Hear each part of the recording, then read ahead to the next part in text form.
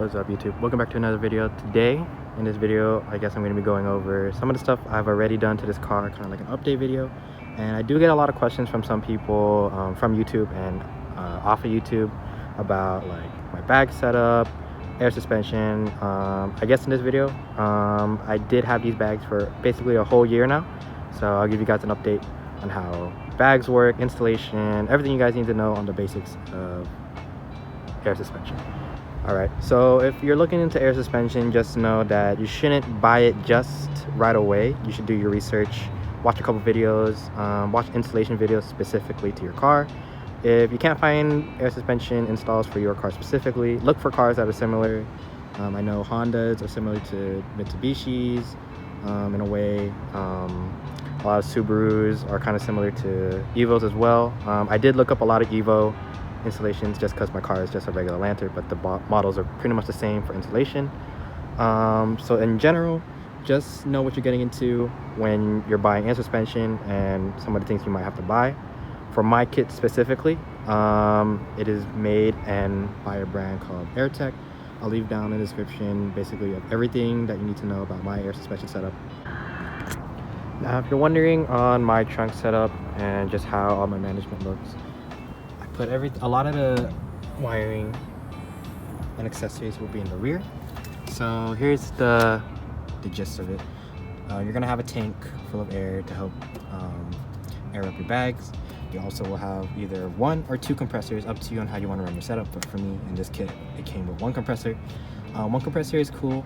It's just gonna take a little bit while for it to fill up the tank. If you're running with 2, you're obviously going to be filling up the tank a lot faster and your bags will be airing up a little bit quicker. Just know that wiring will be a little bit more complicated since you'll have 2 compressors, but it is kind of worth it for the extra $200 or $300 more for the extra compressor. Just up to you on how you want to run it. So in mine, I have this 5-gallon tank, and as well as just a regular, I think it's a 444cc compressor. I say it does do its job, fills up the tank in about maybe 5 minutes or so. But yeah, all the wiring is behind the compressor. I cleaned up all the wiring a little while ago when I was changing up my setup. But yeah, here's what it looks like. On the top right here is going to be kind of like an emergency valve, where in case I have to take out any air inside, I have a release valve right here, and it just goes out here. It's just a regular tube that just exerts all the air. For the compressor, I actually had to buy a water trap because it did not come with one in the kit. I had to buy it separately. It was only about maybe $25 when I bought it. It's by AVS, I believe. So it just goes from the compressor to a water trap into the tank. I'm kind of deciding if I want to buy another one just so I can have another water trap from the tank to the bag itself. The main goal when you get the water trap is to avoid any water getting into your bags or in the tank, so that's why I did it from the compressor to the tank, to reduce any of the moisture or water into the tank. But yeah, let me show you guys on how I basically air up and air down the car. Alright, on how I air up and air down the car, everything will be controlled from my driver's side. Basically, as I'm sitting in the driver's seat, all the panels and stuff will be on this side. And excuse how I set up my gauge, it's a little bit jank right now, but I'll fix it up in the future, just haven't had time. So these are the 2 valves that control the air suspension's ride height. I can command on how high I want it, depending on the PSI. This helps control and read PSI from the front and to the rear. I set it up that way just so it's a little bit easier. Front is front and rear is the rear. For the left side right here is going to be for the front. As you can see, it is building up pressure, and as I put down this valve, releases the air and airs out the car. It does make a noise and exerts the air from the bags into your car, but I mean, it's not bad air, it's just kind of annoying sometimes, but it's fine. As long as you want to get on air suspension very easily and cheap, it's not bad for the price it is. And for the right one, it's also going to do the same as the front. This one's just going to control the rears. All of the wiring and all the air lines will be behind this console right here. I had it route from behind this little panel right here, from the bottom trims on the side to the rear in the car. And yeah, So I also have this switch that controls the compressor. It's just a regular kill switch. If I want the compressor to be on or off, I can choose to turn it on. As you can hear, the compressor is now on, filling up the tank with air. And if I don't want it on all the time, just turn it off. If I leave it on, it'll automatically turn off once the tank is full at a max of, I believe, 200 psi. So even if I do forget to turn it off, it'll stop airing up the car once I hit 200 psi. Now on how I'm powering all of the accessories for the air suspension, as you can see, there's a red line that goes across from this trim under the window. It's actually the power line that goes to the fuse, or the relay, I'm sorry, in the back that controls and manages all the power to the compressor and to the switch as well. They all come from the battery itself. I also have ground connected back in the rear just so it's a little bit easier, and near the relay for the compressor. But yeah, they all are controlled by one line. As you can see, I do have air lines here that go to the front. These come from the valves in the driver's side. These are the air lines that control the air suspension going up and down. But yeah, that's basically the general idea of air suspension. I do have some questions I'll go over in just a second, but in my case, this is basically what I've basically done and set up my air suspension. Some people may say it's a little bit jank, but I did my best to organize it because it was my first time installing air suspension in general. This is the first car that I ever installed air suspension. So yeah, I believe it's fine for what it is. It airs up, airs down, no problems. After my second time, I changed up the trunk setup. So yeah. All right, and now some people may be asking what brand or what company sourced these air suspension parts. I actually got it off a website called airtekk. Airtekk is a company that custom makes struts and collects air suspension parts for your car specifically, depending on the stage you get. For my case, I got stage 1, which is basically the essentials of getting air suspension. So it doesn't come with any electronics for it to control it or electronically. Everything would be manually. So in my case, airing up and airing down is all by me, not by kind of like a manifold, those electronic manifolds that Airlift usually has. But it does its job. Airtekk is actually not a bad brand. Some people say that some of the struts don't air up as high, or sometimes there's too much PSI when they're trying to raise it up. But I believe that it's actually not a bad brand as long as you install it correctly. Just do your research before you do anything. You may have to buy extra parts for it to function very, very perfectly. I did have to buy extra fittings, the water trap, as well as some extra lines, extra electrical lines just to power the compressor and get it all clean. And you may have to buy some other accessories such as the electrical PSI gauge. I actually had to buy that off eBay. The one that comes from this kit is actually the needle one, the needle gauge, but I didn't like the look of that, so I got the digital one. But yeah. Now for installation, for me personally, it took about 2 to 3 days to finish because I did a lot of it by myself.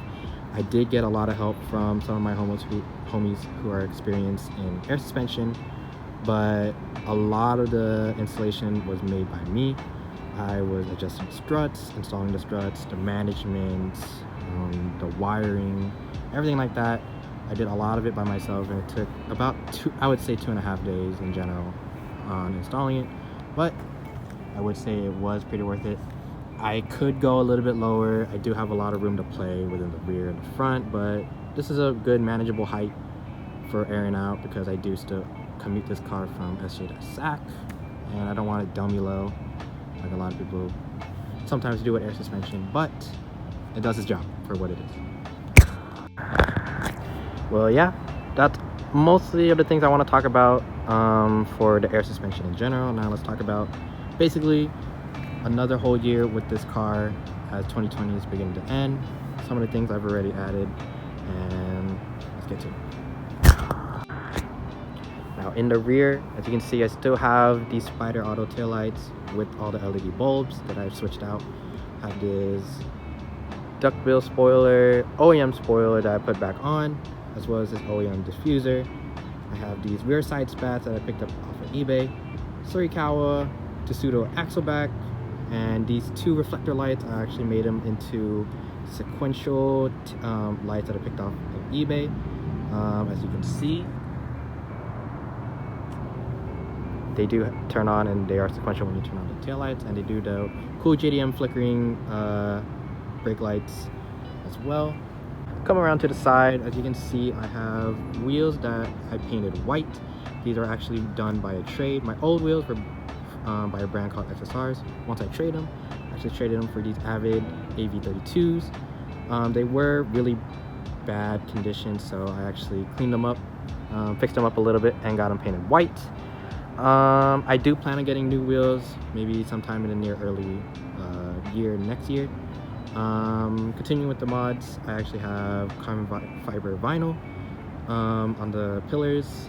I have this rear window diffuser or visor, window visors on the sides, universal side skirt that I picked up off of Base & R Motorsports, the air suspension. I have rear camber arms. Let's see, what else do I have? Going around to the front, I have quick release bumper tabs for this Evo X style bumper. This bumper is off of Base & R Motorsports. Hit them up for any of your kind of like replica aero needs. For the front, I also picked up the front lip that they had off of Base & R. I have this front splitter that I picked up off of, I believe, Easy Splitters. I'll leave some of the info that I have on my car down in the description in case you guys want to look it up. VLAN headlights. This is the newer design that they have. I have a VIS Racing carbon fiber hood. I have these universal day running lights that turn on as regular day running lights. And overall, that's basically all I've done for my car. Interior wise, everything is stock, except for the shift knob and short shifter. But yeah, after about 2.5 years already of owning this car, it has come a long way. And yes, I do get a lot of people saying that this car looks like an Evo. This wasn't my intention from the start. Getting this bumper was basically just to be able to replace it, just because my old bumper is the old 2016 Mitsubishi facelifted bumper. Got into a small accident, cracked the whole front end, and I actually got a good deal on this bumper and got it painted as well. Let's see, got the windows tinted as well. But yeah, that's basically all I've done for this car. I think the way it's sitting right now, pretty nice. I guess the only thing I feel like I want to do for the rest of this car is probably getting more parts for the rear. I want actually a nice flush diffuser for the rear. I like the rear look as well, but I feel like it should be as aggressive as the front. I also want to do new wheels. Stay tuned for that. Not sure when I want to pick those up, but it might be coming sometime soon. I want to modify the exhaust just a little bit.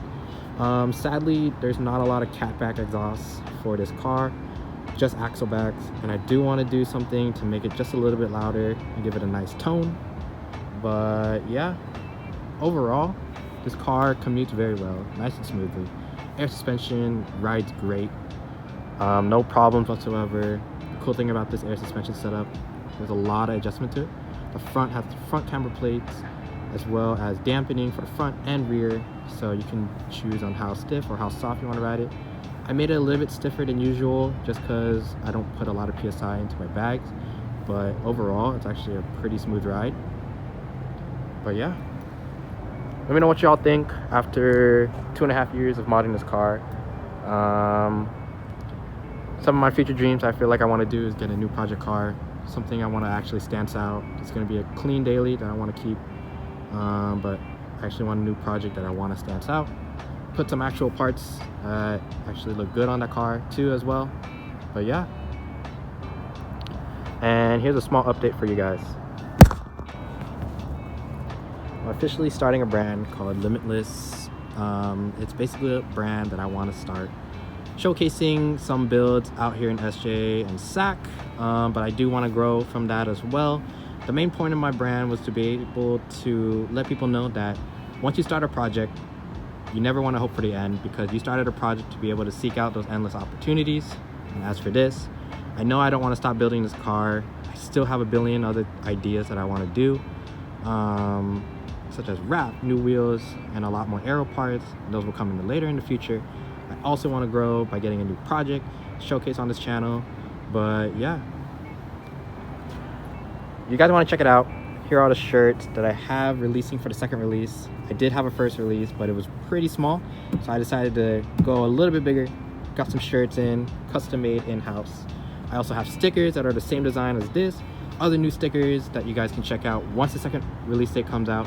If you want to check it out, hit the link in the description. It's going to be at LimitlessX Shop. The Instagram will be down there. I actually did a giveaway. Unfortunately, it just ended.